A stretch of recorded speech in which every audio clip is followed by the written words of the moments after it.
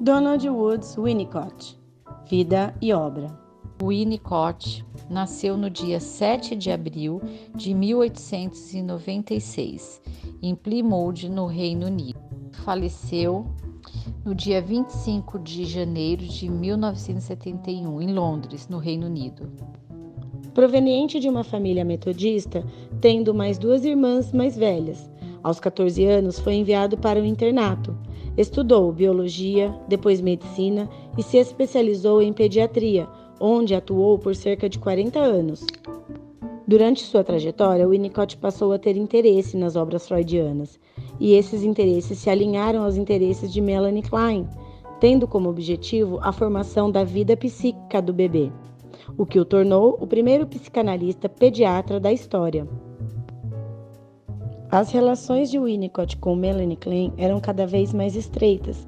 Inclusive, um dos filhos de Melanie Klein foi analisado por Winnicott. Com o passar do tempo, Winnicott acaba por desenvolver seu próprio pensamento teórico e clínico.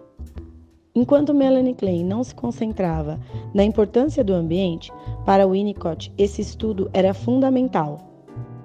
A partir da sua teoria, Winnicott passa a desenvolver alguns conceitos que estão explícitos nas suas principais obras. Não há uma teoria winnicottiana sistematizada e de conceitos.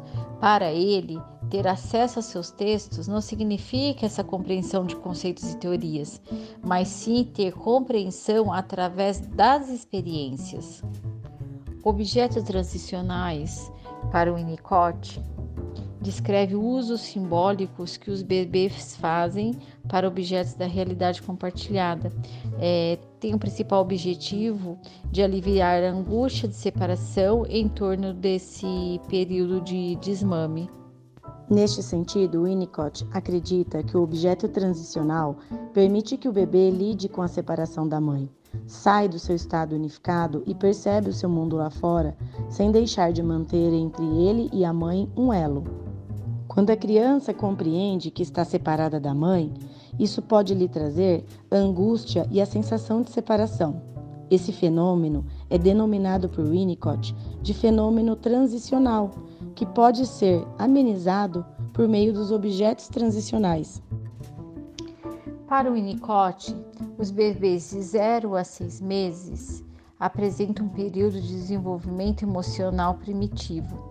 É nesse período que os bebês têm que passar por várias experiências que, de alguma forma normativa, o que a criança precisa viver.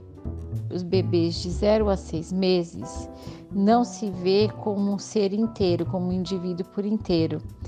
Ele entende que nem ele e nem o outro, ele pode ser considerado, ele pode ser visto como um indivíduo inteiro. Essa visão que o bebê de 0 a 6 meses tem, que nem ele nem o outro pode ser um sujeito inteiro, esse processo é chamado de não integração primária.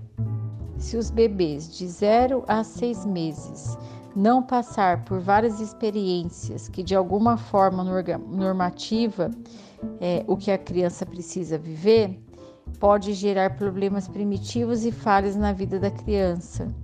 O processo de adaptação é um outro processo bastante importante para os bebês de 0 a 6 meses. Esse processo explica que não é a criança que se adapta ao ambiente, é o ambiente que se adapta a ele. Esse processo é importante para desenvolver certas tendências naturais à integração. Quando esse processo não ocorre, há possibilidade de desenvolvimento de psicopatia do desenvolvimento emocional primitivo, que pode levar, por exemplo, a neuroses, psicoses ou perversão. Finalizada a fase de dependência absoluta, por volta dos 6 meses, inicia-se a fase de dependência relativa, no qual, por meio de uma espécie de desilusão gradual por parte da mãe, o bebê vai ocupando um espaço separado dela. Neste sentido, surgem o eu e o não eu, o que quer dizer que a criança se reconhece como um ser, com um interior e um exterior, começa a ter a sua própria identidade. Dentre as diversas obras de Winnicott, destaca-se um compilado de palestras e programas de rádios que passaram a fazer parte da obra Os Bebês e Suas Mães, de 1987. Por meio desse compilado de ideias, Winnicott esclarece que não se trata de algo endereçado para as mães, um novo saber, um novo conhecimento que elas devem se apropriar dessa forma. Winnicott acredita que as pessoas, que os apoios que estão em volta da mãe, médicos, enfermeiros, parteiros e qualquer outro indivíduo que estejam ali como suporte dessa mãe, precisam ter esse conhecimento. Essas pessoas precisam adquirir esse conhecimento no sentido de que a mãe, por si só, naturalmente, possui condições para cuidar do seu bebê. Cabe, portanto, a essa rede de apoio fortalecer em cada mãe a confiança em si para os cuidados do seu bebê. Winnicott acredita que cada mãe tem a capacidade de perceber o seu bebê e as suas necessidades. É um conhecimento natural, não é um conhecimento aprendido, é um senso de responsabilidade natural. É dentro de um ambiente suficientemente bom e satisfatório que o desenvolvimento da personalidade do bebê ocorre. Nesse sentido, a maternidade e a paternidade devem ser satisfatórias. Winnicott discorre sobre suas teorias pensando em duas situações, tanto no crescimento emocional do bebê, que é a sua jornada, que começa lá na fase de dependência absoluta, mas ele também não deixa de lado os cuidados maternos. Para ele, esses cuidados maternos são características e adaptações necessárias e específicas para cada fase do desenvolvimento do bebê. A mãe suficientemente boa é o próprio ambiente, e esse ambiente é o que possibilita o processo de maturação, a evolução do ego, os mecanismos de defesa, a construção do self, do id e as pulsões do bebê. Em relação à amamentação, Winnicott acredita que esse ato pode se constituir de uma vivência significativa, tanto para a mãe quanto para o bebê, tendo em vista que o contato do seio materno com a boca da criança favorece uma experiência de intimidade e união. Esse ato proporciona, assim, uma sensação de satisfação, prazer e completude entre a mãe e o bebê.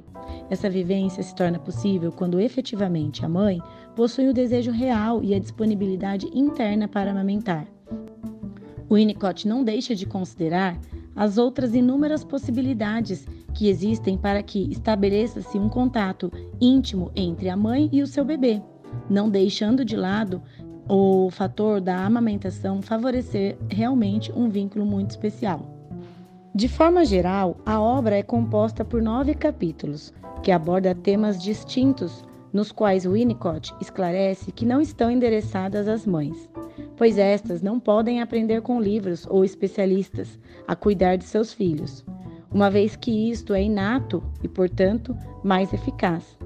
Porém, cabe a esses diversos especialistas entender como agir diante de uma mãe e um bebê, para que não os prejudique.